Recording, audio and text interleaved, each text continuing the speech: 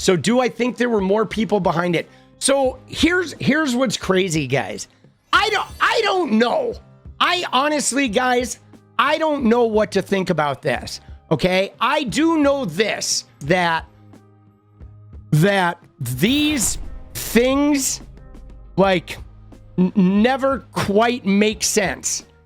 You know what I mean? Like when you think about it, guys, okay? When you think about it, it's because they're so unlikely, okay? Like, think about this, dude. I mean, thinking that a 22-year-old kid could limp with a .30-06 in his clothing all the way to this college, get up on the roof, have the wherewithal and the steel nerves to pull the trigger, right? And kill this guy, and then get away without the cops seeing him. It seems so unlikely, but sometimes the things that are so unlikely, that's just the way reality is, where it's like, there's no fucking way. Like, everything had to go perfect for that to happen. And it did. And Charlie was out throwing his, hats 1 minute, being a rock star, and the next minute he's dead. And just like that, like, our reality is punctured, is shattered. But so the thing is like, part of this feels like there's no way it could be that simple, right? Because it has to be complicated. It can't be that basic. And so I don't know, man. I mean, like I've said, I have looked at this thing from many different angles, and I've looked at these videos like probably unhealthily amounts of times. But I don't know, man. I don't really know what to think. My theory on why we go to a conspiracy, because part of me thinks, man, this had to be something bigger. This was some part of a ginormous plan. But you know why I think that, guys? I'll be honest. I think the reason why I think that is because I have to think that way, because that way it can't possibly happen to me, right? And I think we process that shit sometimes, where we make this into some giant international Israel-funded, Russian-funded conspiracy, Donald Trump doing a false flag, because that means we're safe. And like, this was this crazy other thing. But I don't know, man. There's a lot of shit about this case that bothers me. But then let's go and look at their text exchanges, because I have issues with the text exchange and I don't have issues with the text exchange. Like, again, this too is something I'm super confused about, because on the one hand, I look at this and I feel like young people don't talk like this. You know what I'm saying? I look at this and I think, man, young people don't talk like this. And this feels like bad movie dialogue where they're doing exposition. Okay? It does. It feels like bad movie dialogue where they're doing exposition. Now, also, though, I don't know how young Mormon people talk. Okay? I don't know how young Mormon people talk. And obviously they're saying their text messages.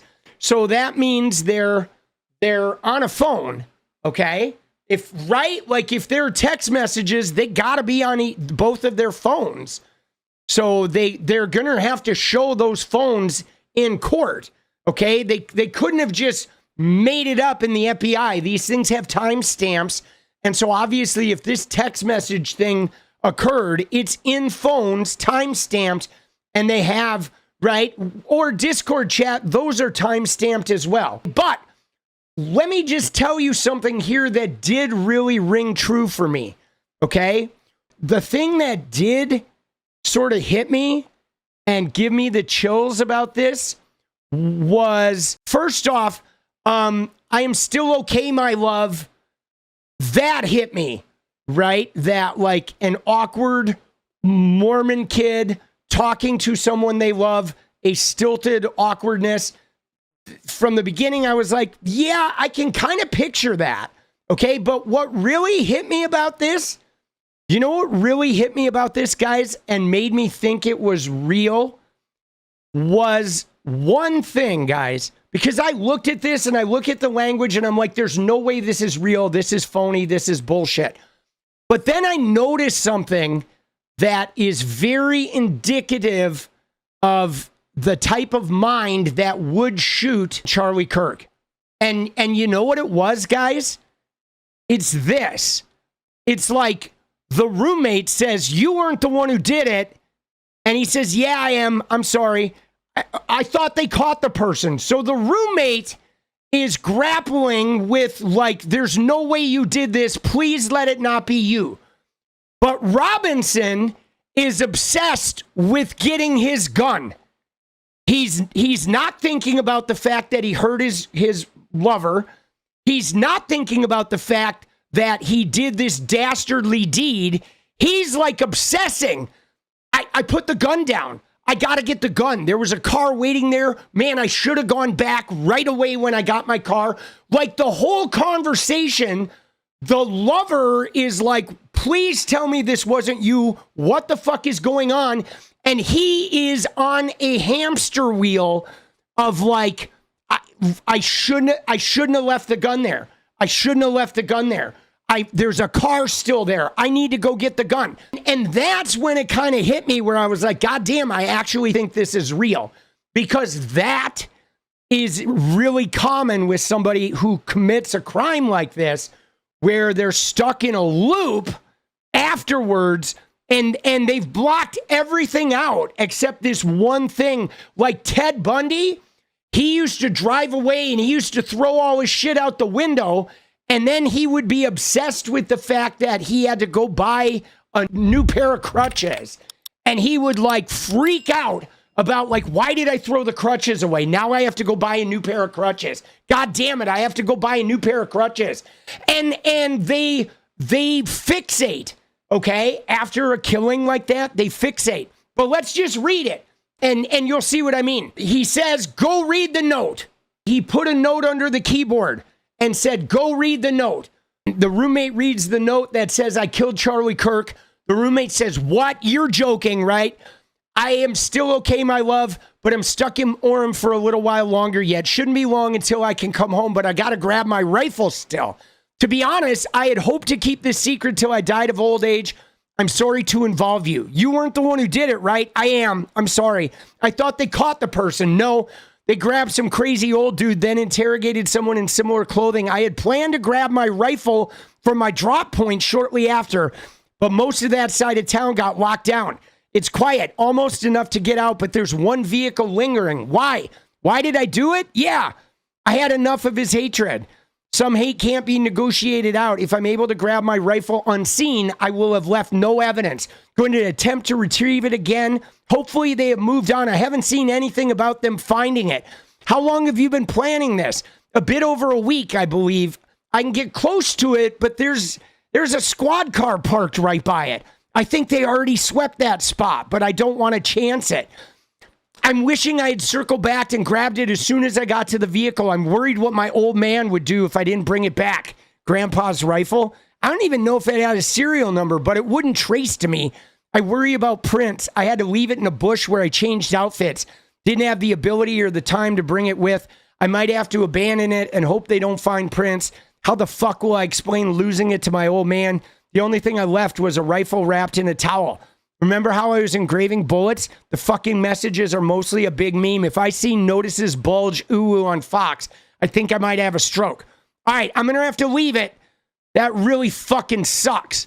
Judging from today, I'd say Grandpa Gun does just fine. I think that was a 2K scope. Delete this exchange. My dad wants photos of the rifle, right? That's after his dad, was onto him. He says Grandpa wants to know who has what. The feds released a photo of the rifle, and it's very unique. He's calling me right now, not answering. Since Trump got into office, my dad's been a pretty diehard MAGA.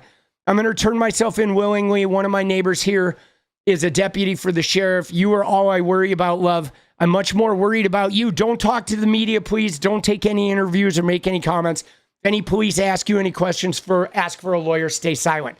So again, what was weird, guys, is, like I said, when I first read this, I was like, nah. I was like, no. I was like, bullshit. The language doesn't seem right. The conversation seems stilted. This shit seems awkward.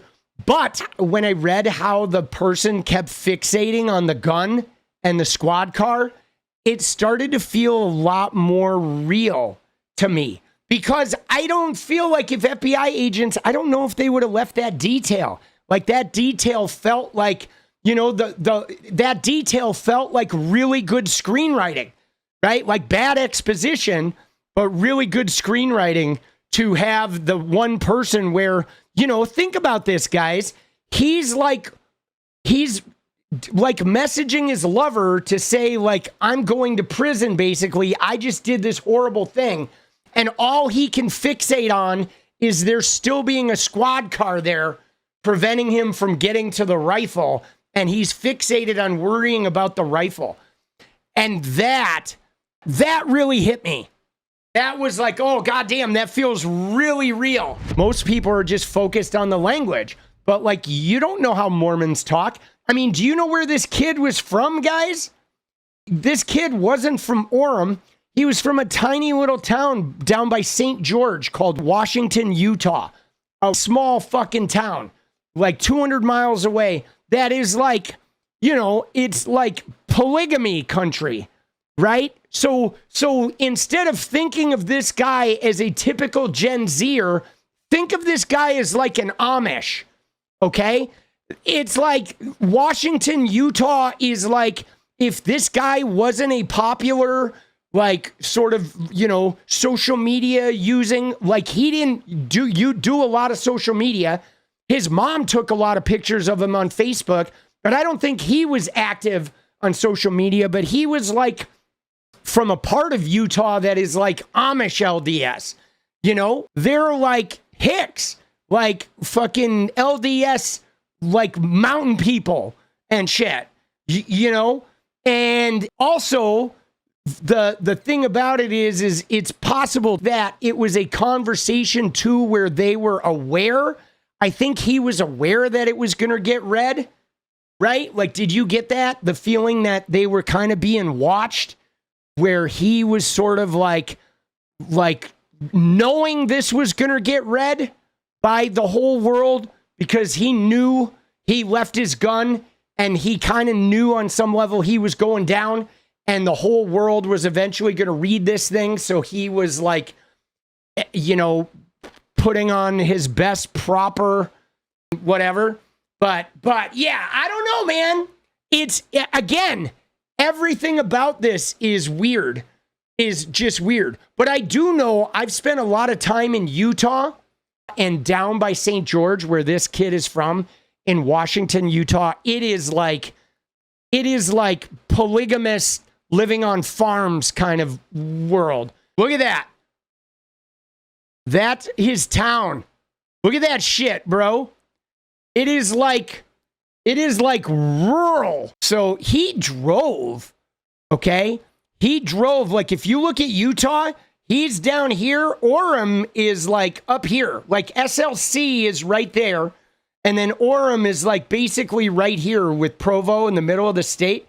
So he fucking drove, you know? He drove quite a distance, couple 100 miles. Pretty crazy, man.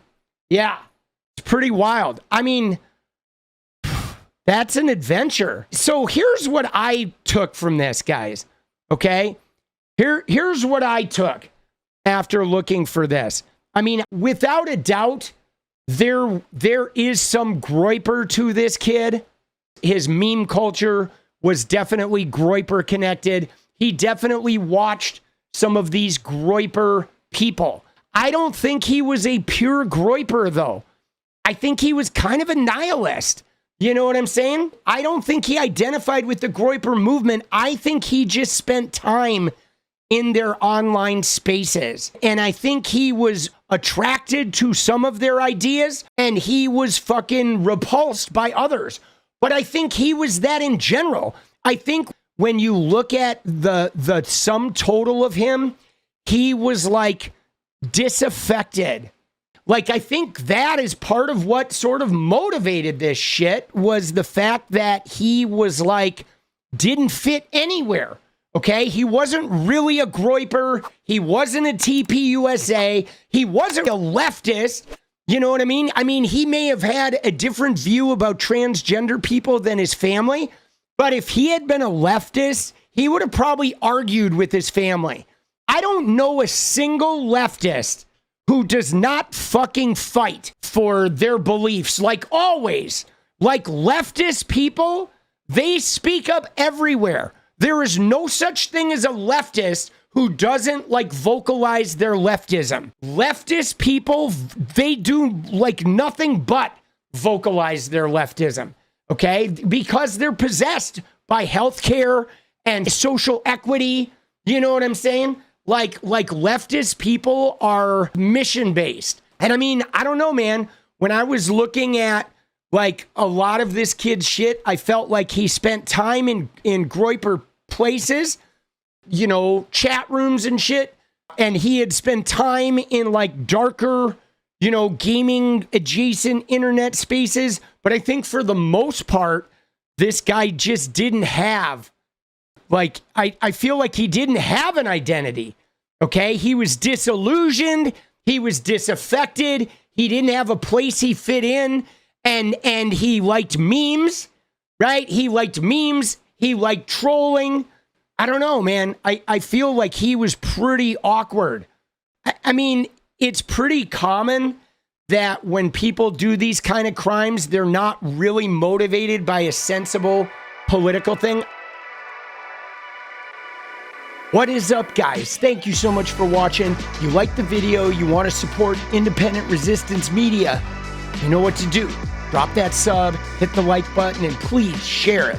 And we do love our members, so if you want to become a member, it's another really great way to support. Thanks again for everything, guys. I'll see you next time. Let's go.